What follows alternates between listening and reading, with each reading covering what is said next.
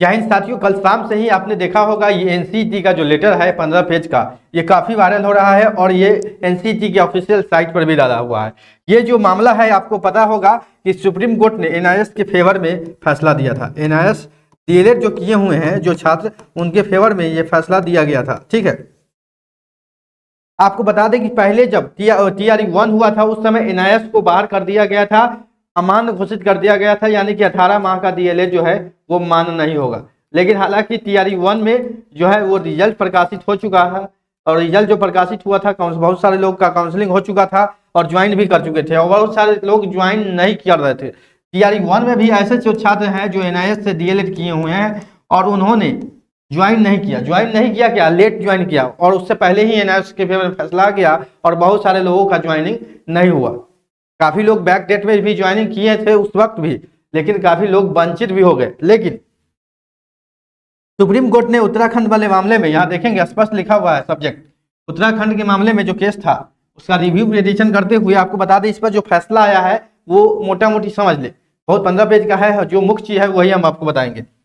जो पहले फैसला दिया था TRE-1 में जो फैसला हुआ था, TRE-1 के वक्त जो एनआईएस का इनवैलिड करा दिया है, उसको भी इनवैलिड मतलब कि वो मान ही नहीं था, वो फैसला ही नहीं था, उसको भी मतलब कि वो फैसला ही नहीं मान के चलिए। सुप्रीम कोर्ट का कहने का मतलब है जो फैसला उस पूर्व में सुनाया गया था उस फैसला को रद्द किया जाता है। ठीक है, अब जो है सुप्रीम कोर्ट ने ये फैसला दिया है कि ये न्यू यानी कि न्यू वैकेंसी में, पहले था कि इन सर्विस कोर्स था कि इन सर्विस यानी कि आप अगर पहले से सर्विस कर रहे हैं तब जाकर इसमें अप्लाई कर सकते हैं, लेकिन अब न्यू वैकेंसी में भी इसको अलाउ कर दिया गया है, यानी न्यू वैकेंसी में भी इसको अलाउ कर दिया गया है। इसको लेकर सारे राज्यों को यहाँ देखेंगे इस फाइल को इनक्लोज करके भेजा गया है और मेल भी किया गया है। यहाँ से देखेंगे सारे राज्यों को, गोवा हो, गुजरात हो, हरियाणा हो, सारे राज्यों को यहाँ से भेजा गया है, बिहार हो, यहाँ पर देखेंगे सभी शिक्षा विभाग का ईमेल किया गया है। ठीक है, तो सभी राज्यों को यह सूचना दिया गया है जो सुप्रीम कोर्ट के बारे में फैसला है एनआईएस डीएलएड को लेकर। तो आप जो शिक्षक बहाली कर रहे हैं उसमें जो है इन लोगों को शामिल करना है।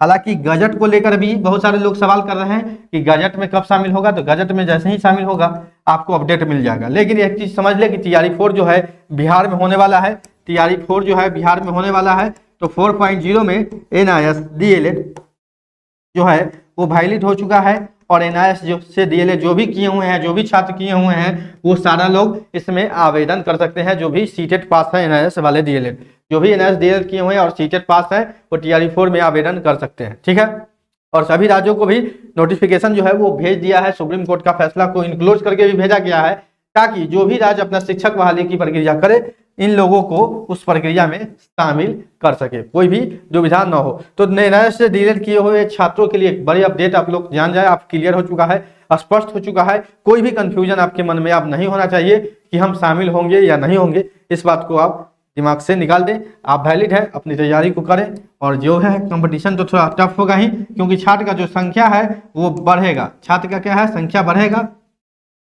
PRT में बढ़ेगा, 6 to 8 में बढ़ेगा। ये दो जो सब्जेक्ट है, ये दो क्लास है, इसमें छात्रों की संख्या सबसे ज़्यादा होगा और इसमें जो है सबसे ज़्यादा संख्या आपको PRT में देखने को मिलेगा।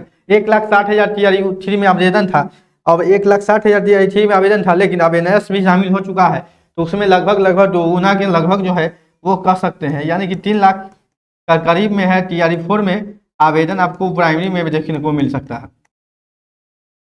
TRE-4 में 3 लाख से ज़्यादा आवेदन आपको देखने को मिल सकता है। खैर जैसा भी होगा वो अपडेट आएगा। TRE-4 का वैकेंसी भी इस बार तो 80,000 ही बताया जा रहा है, लेकिन कुछ सीट जो है वो बढ़ना भी चाहिए, अभी, क्योंकि शेष जो है वो रिक्ति की गणना नहीं हुई। ज़्यादा सीट रहेगा तो थोड़ा कंपटीशन या कट ऑफ जो है वो थोड़ा कम होता है, लेकिन कट ऑफ इस बार भी 81 था, यानी कि यूआर का। अगर ये लोग शामिल हो, मतलब कि एनआईएस शामिल हुआ है, अगर सीट उसी हिसाब से रहेगा तो कट ऑफ तो 90 प्लस ही रहेगा।